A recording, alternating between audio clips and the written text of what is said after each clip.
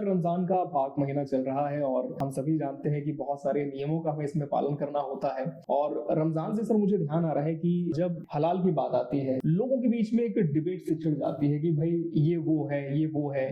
लेकिन सर मैं आपसे जानना चाहूंगा कि इसकी जो कहानी है वो कहाँ से शुरू हुई और एक्चुअल मतलब क्या होता है हराम और हलाल का। हलाल और हराम के बारे में पूरे विश्व में इतनी कुछ बातें हो रही हैं, इतना कुछ हाहाकार मच चुका है, फिर भी मैं चाहता हूं कि इस बारे में सच्चाई आप तक पहुंचाओ। और जो मेरी जानकारी में किसी समय में जो रिलीजियस गुरु थे मोहम्मद साहब, तो उनको ये मालूम था कि जो डेजर्ट से, जो रेगिस्तान से जो निकलते थे अपने ऊंट को लेके, तो जब ऊंट मर जाया करता था जिंदगी भर तो उस पर लोड रख के और खुद चढ़ के जाते थे, लेकिन जब वो मर जाता था तो वो कहीं दफनाने की जगह नहीं होती थी, तो वो ऊंट को काट के और एक बोरे में भरते थे जी, और किसी तरीके से उससे अपना खान पान चलता। वहाँ तो ग्रीनरी थी नहीं, कोई वेजिटेबल तो मिलता नहीं था और कोई जानवर भी नहीं थे, और रेगिस्तान का सफर तो रेगिस्तान का ही सफर होता था।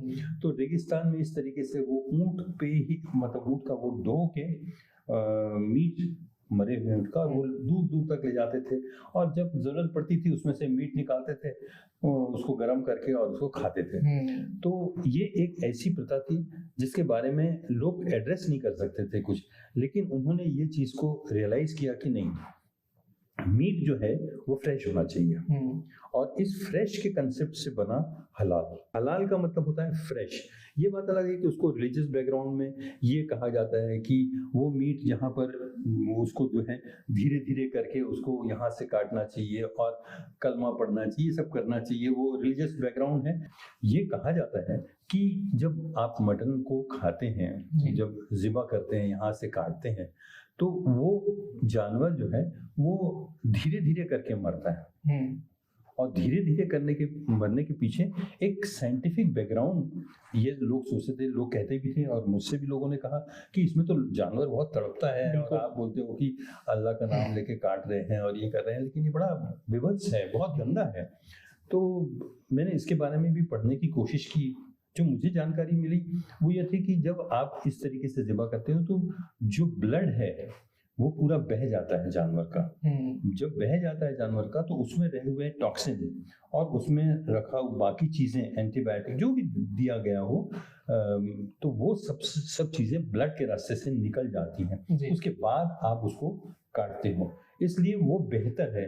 मैं नहीं समझता कि इसमें कोई बहुत बड़ा विवाद का विषय होना चाहिए, लेकिन हाँ, कुछ तो लोग पुराने जमाने के अच्छी चीजें करते ही थे, जैसे उन्होंने फ्रेश मीट का एक नारा जो दिया कि फ्रेश मीट होना चाहिए। तो आज देखिए, हम उस फ्रेश मीट की बजाय हम लोग क्या कर रहे हैं, हम लोग हलाल हराम की जगह हलाल का सर्टिफिकेट लगा रहे हैं। प्रोसेस्ड मीट में हर चीज जो कुछ मिलता है उसका एक सर्टिफिकेट मिल जाता है। दिल्ली में आपको हर जगह मिलता है कि ये हलाल मीट है, ये हलाल प्रिपरेशन। आजकल तो ये बोलते हैं कि एक झटके में काटा वो हराम है, धीरे धीरे काटा हुआ वो हलाल है। ऐसा नहीं है, हलाल हर मीट अच्छा है क्योंकि वो फ्रेश है। अगर आपका मीट फ्रेश है तो आपको सर्टिफिकेट मिलता है हलाल का, लेकिन इसको रिलीजियस बैकग्राउंड में ला के इसको पॉल्यूट कर दिया गया, इसको गलत चीज़ों को वो मिल रहा है, प्रश्रय मिल रहा है। ऐसा नहीं होना चाहिए। होना ये चाहिए कि एक फ्रेश, तो आपको फ्रेश का हलाल क्या है, बर्ड है, आपको लगाओ एक फ्रेश का, ये फ्रेश है जी, इसका डेट ऑफ मैन्युफैक्चरिंग ये फ्रेश है, वो जितने जान उसमें लगाओ कि ये आज कटा आज, ये तो फ्रेश होना चाहिए। फ्रेश अच्छा शब्द है, बेहतर शब्द है, इसमें किसी की रिलीजियस भावनाएं आहत नहीं होती, जुड़ी भी नहीं हुई हैं। तो हलाल और हराम को लेकर तो बहुत अच्छे से क्लैरिटी हमारे व्यूअर्स को मिल गई। सर एक क्लैरिटी हम मिल्क पर भी चाहेंगे। दूध को लेकर लोगों में बहुत सारी जिज्ञासाएं हैं, भ्रांतियां होती हैं कि हमें कैसे पीना चाहिए, कब पीना चाहिए, किसी और चीज़ के साथ कंज्यूम करना चाहिए या नहीं। तो दूध को किस तरह से आप देखते हैं सर, क्या रोज़मर्रा की जीवन शैली का हिस्सा इसे बनना चाहिए? देखिए, दूध का और मनुष्य का जी तो पैदाइशी रिश्ता है। किसी समय ऐसा होता था कि 3-3, 4-4 साल तक के बच्चा माँ का ही दूध पीता था, और आज की तारीख में भी माँ का दूध सर्वोत्तम माना गया है और माना जाता रहेगा पूरी जिंदगी।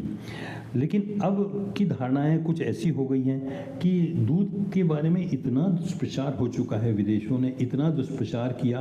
हमारी गाय का, जो गाय का दूध है वो डायबिटीज़ वाले मरीज, शुगर के मरीज़ के लिए भी फायदेमंद है। क्या खाना क्या नहीं खाना, इसकी चर्चा तब होगी जब वो ग्लाइसेमिक इंडेक्स तय हो जाए कि भाई हर चीज़ का, जैसे शुगर आप खाते हो, शुगर वाले मरीज अगर शुगर खाएंगे तो उनका ग्लाइसेमिक इंडेक्स जो होता है, यानी कितने तेज़ी से आपका ग्लूकोज बढ़ा और कितने तेज़ी से वापस आया, इसका मतलब आपका इंसुलिन उस हिसाब से सिक्रीट होता है।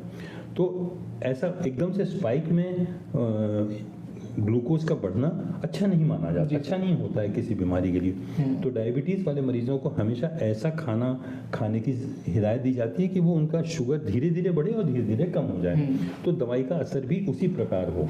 ग्लाइसेमिक इंडेक्स इसका एक मापदंड है, 0 से लेकर 100 तक। तो 55 तक मानते हैं कि अच्छा है, 55 तक काफ़ी लो है। तो मिल्क का जो ग्लाइसेमिक इंडेक्स है, काऊ मिल्क, उसका है 55, तो लगभग लो है। तो इसलिए शुगर के मरीज बेहिचक गाय का दूध पी सकते हैं। लेकिन हमारे पुराने जो अंग्रेज लोग थे, उन लोगों ने देखा कि ये गाय का दूध जो इन लोग प्रचारित कर रहे हैं और चाह रहे हैं कि पूरी दुनिया इसको फॉलो करे, वो कौन सा दूध है, वो देसी गाय का घी है। देसी गाय का मिल्क सबसे अच्छा होता है, और वो वही दूध उन लोग नहीं चाहते थे कि, क्योंकि उनकी तो विदेशी गाय थी। बिल्कुल, हाँ। लेकिन विदेशी गाय में ये ग्लाइसेमिक इंडेक्स नहीं होता, तो इसलिए उन्होंने उसको, हमारी गाय माता का दूध को उन्होंने बैकग्राउंड में रख दिया, नहीं ये बेकार है, ये अलाउड नहीं है। फिर आज देखिए, आज कहाँ हैं हम, आज हमारी ही गाय का दूध बाहर जाके, विदेशों में, यूरोप में जाके, आपने तो ज़रूर देखा होगा, आप जाके देखेंगे वहाँ पर, जब मैंने देखा था वहाँ गोल्डन मिल्क के नाम से बिक रहा था, देसी गाय का गोल्ड मिल्क। अच्छा, गोल्ड मिल्क है। उसमें दूध में हल्दी मिली हुई थी, टर्मरिक। अच्छा, जो हमारे यहाँ पूर्वजों के ज़माने से आज भी गांव में सब जगह कि हल्दी वाला दूध पियो भाई, हल्दी वाला दूध पियो। तो वो हल्दी वाला दूध, टर्मरिक दूध को गोल्डन मिल्क करके बेचा जा रहा है। जब दूध पीते हैं आप, तो दूध की बहुत सारी उपयोगिता है। एक तो सबसे बड़ी चीज़, दूध पीने में इंसान की इम्यूनिटी बढ़ती है, बीमारी से लड़ने की क्षमता बढ़ती है। फिर आपको ये याद होगा कि ऐसे प्रथा चली आती थी पुराने ज़माने में कि सोने के पहले आप गर्म दूध पी लीजिए। देखे होंगे आप, पिक्चरों में देखते हैं ऐसे भी पुराने घरों में।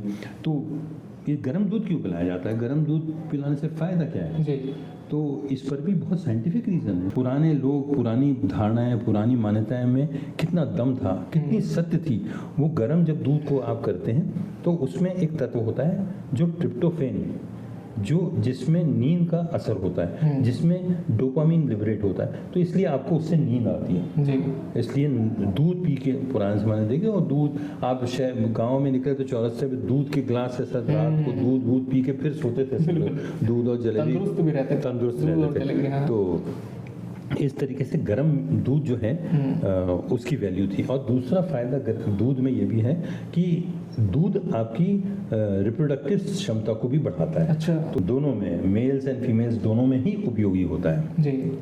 दूध हमारे लिए बहुत ही अच्छा है। गाय माता तो अच्छी है ही है, उसका दूध भी बहुत अच्छा है।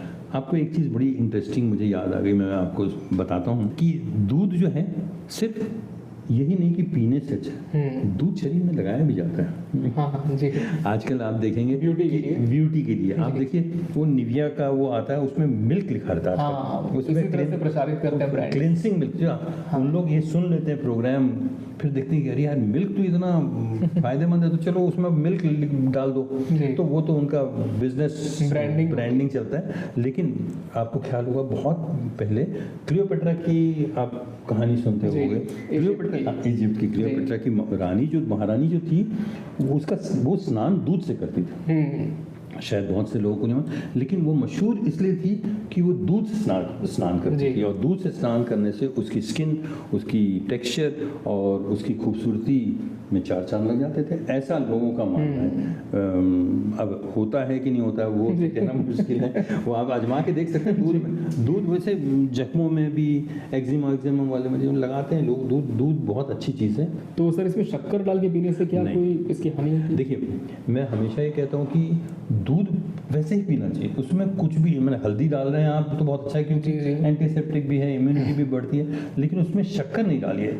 हमारा दुश्मन जो है वो फैट नहीं है, घी दूध नहीं है, फैट नहीं है, कोलेस्ट्रॉल नहीं है हमारा दुश्मन, हमारा दुश्मन है शक्कर। सर लेकिन घी की जो आप कह रहे हैं बात, इसमें तो काफ़ी रिपोर्ट्स दी हुई जिसमें कहा जाता है कि घी हार्ट में ब्लॉकेज कर देता है, ये कोलेस्ट्रॉल को लिफ्ट कर देता है। फिर सर आप कैसे कह रहे हैं कि घी दुश्मन नहीं है? देखिए, मेरा ही नहीं पूरी दुनिया का मानना है कि गाय का घी डायबिटीज़ वाले मरीजों के लिए वरदान है। उसका ग्लाइसेमिक इंडेक्स जैसे मैंने आपको बताया, मिल्क का भी बहुत कम होता है, उसका भी बहुत कम होता है, इसलिए वो आपको लेना चाहिए। दूसरा ये भी चीज़ है कि उसमें जो रफेज वगैरह होता है तो फैट कंटेंट होने की वजह से वो आपके पेट को, आपके गट को अच्छा रखता है घी। प्लस घी में लुब्रिकेंट होता है आपके जोड़ों के लिए, आपकी दूसरी सारी चीज़ों के लिए घी बहुत ही फायदेमंद होता है। फिर आपका जो सवाल था कि वो हार्ट में वो ब्लॉकेज पैदा करता है, देखिए आज से 20 साल पहले, 20-30 साल पहले ये मान्यता थी कि हमारा दुश्मन जो है वो कोलेस्ट्रॉल है, फैट है। क्यों? तो मैं भी जो सोचता था कि यार फैट ही है, इतने बरसों से फैट की कंट्रोवर्सी चली आ रही है, कोलेस्ट्रॉल बढ़ गया, कोलेस्ट्रॉल कम हो गया, वो HDL अच्छा होता है, LDL ठीक नहीं है, इसलिए LDL कम होता है, इसमें LDL बढ़ जाता है, ये होता है। तो कोलेस्ट्रॉल को किस तरीके से इन लोगों ने सीन में लाया और फैट को बना दिया जानी दुश्मन, जबकि दुश्मन था शुगर। लेकिन ऐसा करने से फ़ायदा किसको मिला? देखिए, हमेशा एक इंक्विजिटिव माइंड, एक क्रिटिकल माइंड रखना जरूरी है। ऐसा करने से फ़ायदा क्या हुआ? फ़ायदा किसको हुआ? फ़ायदा हुआ फार्मा कंपनी को, क्योंकि शुगर की तो कोई दवा यूं ही नहीं दी जा सकती, लेकिन कोलेस्ट्रॉल की दवा, मोटापे की, फैट हो रहे हैं आपका फैट बढ़ रहा है, आपका कोलेस्ट्रॉल बढ़, तो स्टैटिन आ गई मैदान में, और स्टैटिन के जरिए करोड़ों अरबों खरबों रुपए उन्होंने कमाया और अभी भी कमा रहे हैं, क्योंकि लोग अभी भी मानते हैं कि कोलेस्ट्रॉल जो है ये खराब है, वो खराब है। बेसिक दुश्मन आपका है शुगर, कोलेस्ट्रॉल नहीं। घी में एक बहुत अलग फ़ायदा भी है कि घी जब आप गर्म करके जब घी बनता है तो उसका जो स्मोक पॉइंट है वो बहुत हाई है, 200 के ऊपर है। अच्छा। तो इसलिए वो तेल से बहुत ज़्यादा बेहतर है कि आप कुछ भी चीज़ उसमें करेंगे तो वो आपको नुकसान नहीं करेगा। अगर घी में बनाते हैं तो क्योंकि उसका स्मोक पॉइंट हाई है तो वो फ्री रेडिकल्स लिबरेट नहीं करेगा। जब फ्री रेडिकल्स लिबरेट नहीं होंगे तो आपको it works like an antioxidant. बिल्कुल। तो ये सबसे बड़ा फ़ायदा जो घी का है वो ये है। फिर पेट के लिए भी फ़ायदा है, ब्यूट्रिक एसिड वगैरह होता है। घी के तो बहुत फ़ायदे हैं। घी को तो किसी हाल में जोड़ों के लिए फ़ायदा है। जोड़ में आयुर्वेद में तो घी को जोड़ों में भी लगाते हैं, बिल्कुल, जख्मों में लगाते हैं। तो हमारे यहाँ की पुरानी सभ्यता, पुरानी परिपाटी रही है, उसको भूलना नहीं चाहिए।